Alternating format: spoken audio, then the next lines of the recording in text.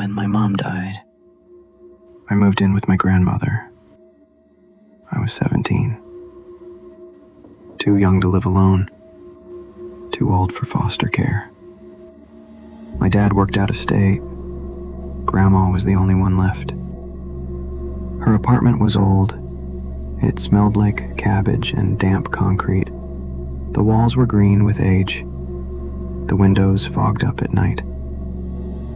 And every evening, like clockwork, Grandma would take out a piece of white chalk and draw thin lines in the corners, floor edges, door frames, even behind the fridge and near the vents. I asked her once why she did it. "To keep it out," she said. "Keep what out?" She paused. "You'll know, if it ever gets in." I didn't laugh. At first, nothing happened. Then came the scratching. Not like mice. It didn't move. It stayed in one corner. Sometimes it came from the ceiling. Once, from under my bed. Then came the smell. Dry plaster, mixed with something sour. Not mold, not sewage. Something wrong. It came only at night, and only when the lights were off. If I turned them on, it vanished. Then the chalk lines started breaking. One night, I saw a long smear across the line near my bedroom door, like a fingernail had dragged through it. I redrew it, told myself it was just the draft. The next morning, Grandma handed me a box of chalk.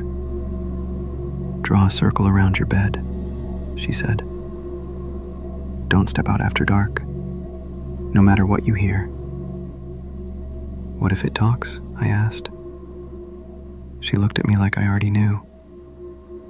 "Don't answer it, even if it sounds like someone you know. Especially then." She died 3 days later.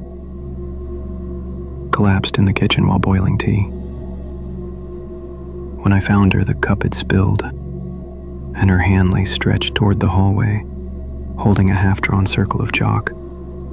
The rest was unfinished. Dad couldn't come for 3 days. The first night I heard footsteps in the kitchen. Slow. Too heavy for a mouse. Too soft for a person. The faucet handle turned, but no water ran. In the morning, the sink was dry. Every cabinet was open.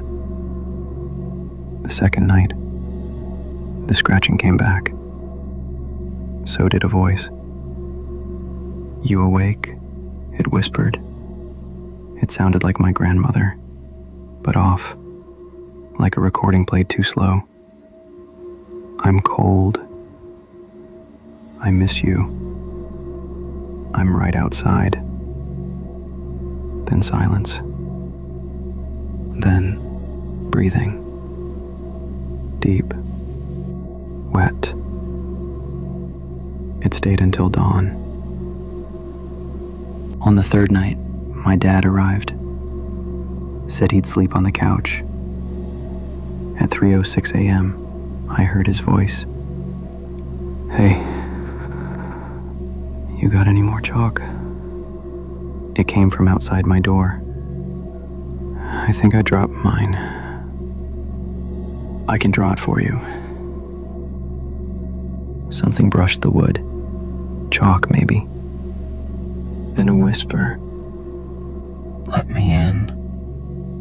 And again. "Let me in, let me in, let me in, let me in." Faster, louder, until it wasn't words anymore. Just noise. Then, nothing. I didn't sleep. In the morning, Dad looked rested. Said he hadn't gotten up once. The chalk by my door had been dragged across the floor in a crooked half circle, like a child had tried to draw it, and failed. We left the same day. I didn't take much, just clothes. Now I live across town. I keep chalk in my backpack, in my car, even at work. I draw lines in the corners. People think I'm superstitious or weird. I don't explain, because if it ever gets in, it won't scream. It won't knock. It'll speak in the voice of someone you trust. And when you answer, it's already too late.